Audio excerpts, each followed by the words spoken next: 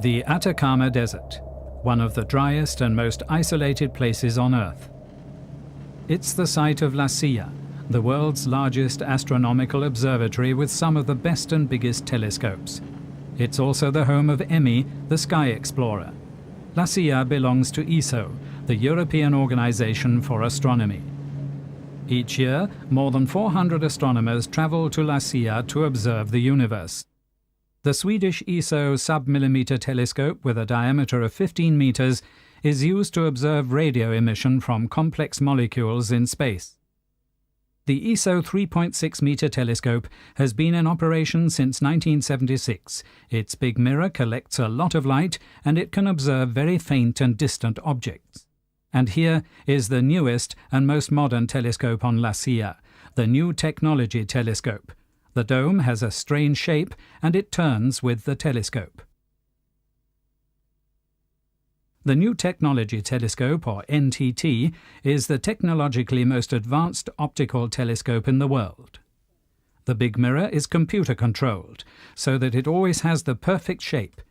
The NTT is therefore able to produce the sharpest possible images of astronomical objects. When the light enters the NTT, it is first reflected by the 3.5-meter main mirror, and then by the secondary mirror at the top. From there, the light is deflected by a plane mirror to one of the two telescope focal points at the side. It's here that the images of planets and comets, stars and galaxies are formed. To make astronomical observations, the light that's focused by a telescope must be registered in some way. In earlier times, the astronomers used their eyes and described what they saw through their telescope, but the human eye is neither a very accurate nor a very sensitive detector of light. For more than 100 years, astronomers have been using photographic plates which record the light from astronomical objects. When they're developed, the images of these objects can be accurately measured. Photographic plates show fainter objects than can be seen with the eye because it's possible to make long exposures. Even so, photographic plates are not very efficient as light detectors. Less than 5% of the light focused by the telescope is actually recorded. For some years, astronomers have also used an electronic light detector, the charge-coupled devices or CCDs. They catch more than half of the light, and CCDs have now replaced the photographic plate in most of the large astronomical telescopes. The CCD is placed at the focal point of the telescope, where it catches the light. It's incorporated in an instrument which also contains the electronics needed to control the CCD.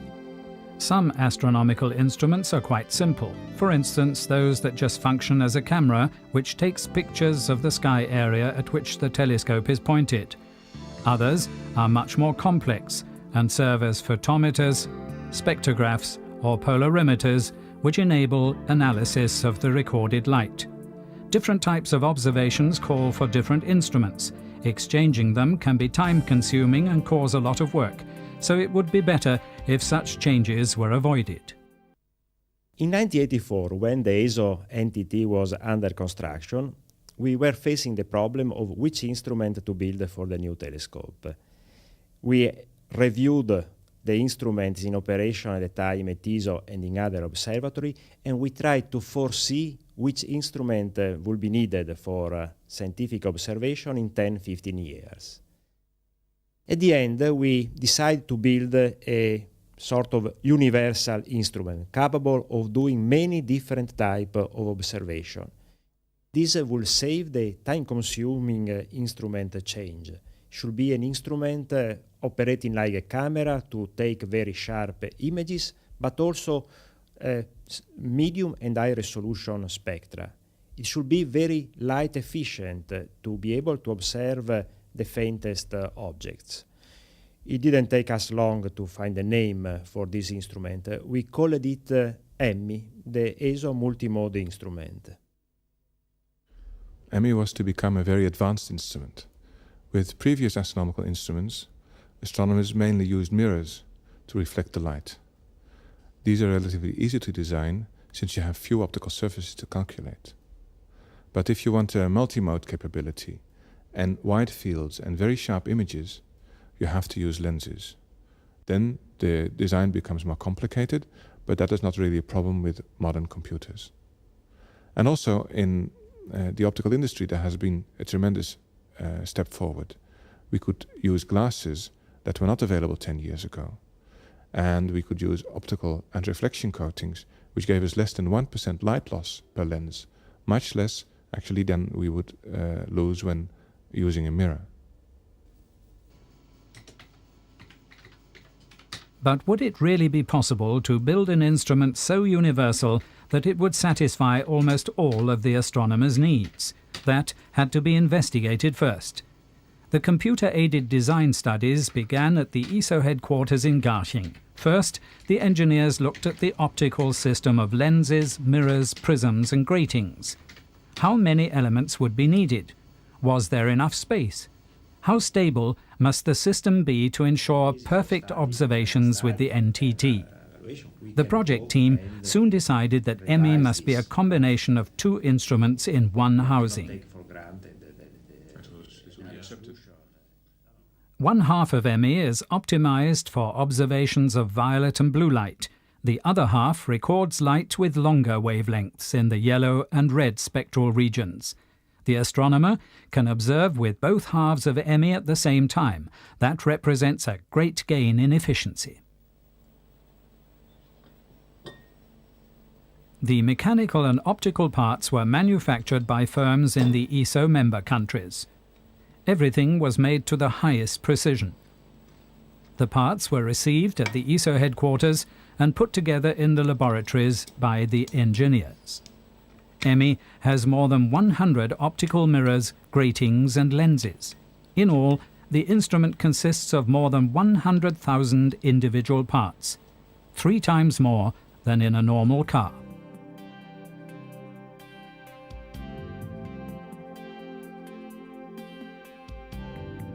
The optical filters are placed in the filter wheels. They serve to isolate light of particular color and wavelengths. Much design effort has gone into ensuring that as little light as possible is lost in EMMI. All mirrors and lenses have been specially coated so that virtually all infalling light is utilized. The light detectors in EMMI are 2 highly sensitive CCDs. To function properly, they're placed in special Dewar boxes and cooled with liquid nitrogen to -130 degrees. There are 30 motors in EMMI which move the optical parts whenever it changes from one observing mode to another. They are controlled by an electronic system which was developed at ESO. Finally, EMMI was ready and was tested in Garching. It was carefully packed and flown to Chile, 12,000 kilometers away. It was mounted at the focus of the NTT. Further tests were made by ESO staff from Garching and La Silla to ensure that it was correctly fitted to the NTT. The computer programs that control EMMI were fine-tuned and the last optical adjustments were made. Liquid nitrogen was filled in to cool the CCDs, and the first astronomical observations with EMMI could begin. EMMI is a multi-mode instrument with a great potential. However, for the very first observations it was used as a CCD camera in order to check its performance. EMMI is controlled from the main control room in the NTT building. The astronomers and the night assistants work in front of the computer screens. They first checked the image quality. A CCD picture is recorded of a sky field with stars of different brightness.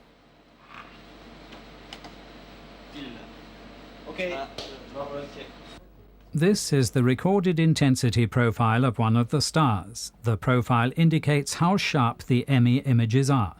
The measurements show that the width is only 0.8 arcseconds, a very good value, which proves the excellent optical quality of EMMI. The first observations also confirmed that there's very little light loss in EMMI. It is optimally suited for the NTT. Finally, EMMI entered into regular operation. In the meantime, thousands of observations have successfully been made.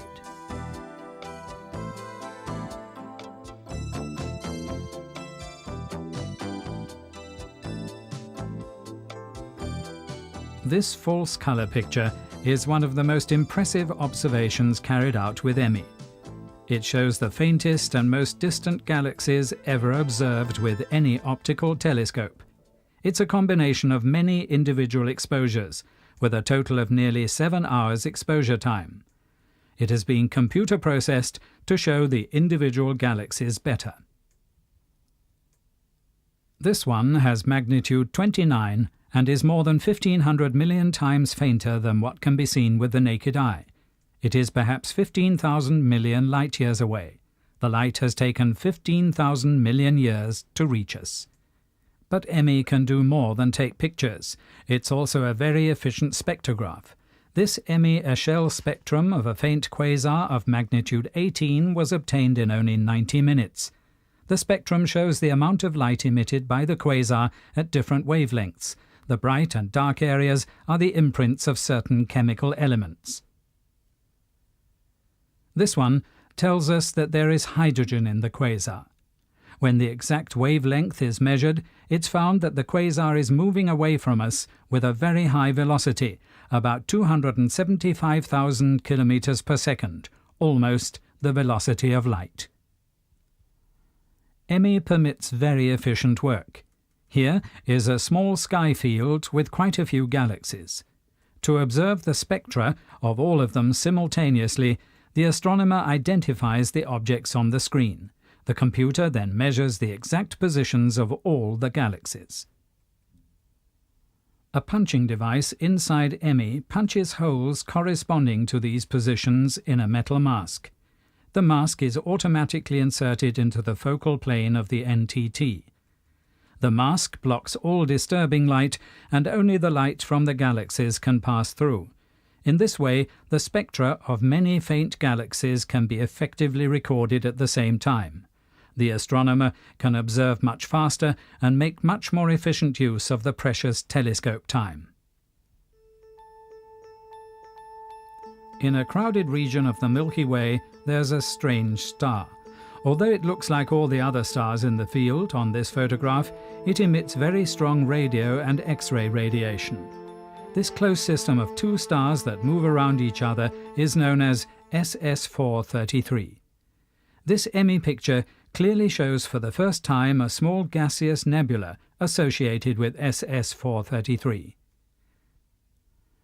But of even greater interest are these spectra, also obtained with EMMI. Thanks to EMMI's ability to collect the light very efficiently, it's now possible to analyze in great detail the spectral line, seen as a hump in the middle. It's emitted by helium ions in SS433. The shape of this line changes as the two stars orbit each other. This permits the size and mass of the stars to be determined. The EMMI measurements show that one of the stars is a very small and compact object, a so-called neutron star, and not a black hole, as many astronomers thought before on the basis of previous observations.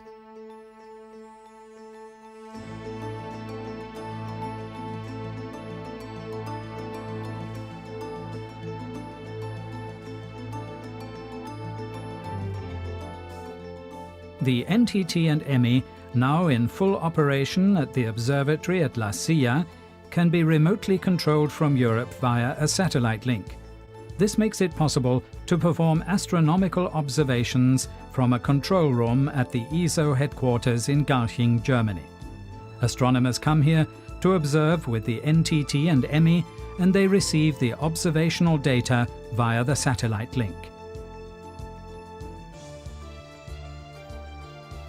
In a few years, the ESO Very Large Telescope will be ready on Paranal, another mountain in the Atacama Desert. It will consist of 4 8-meter telescopes, which together will work as a 16-meter telescope. Some of the VLT instruments will be even more complex and efficient than EMMI on the NTT. Their design will greatly profit from the experience gained with EMMI. and they will allow European astronomers to see even further out into the depths of the universe.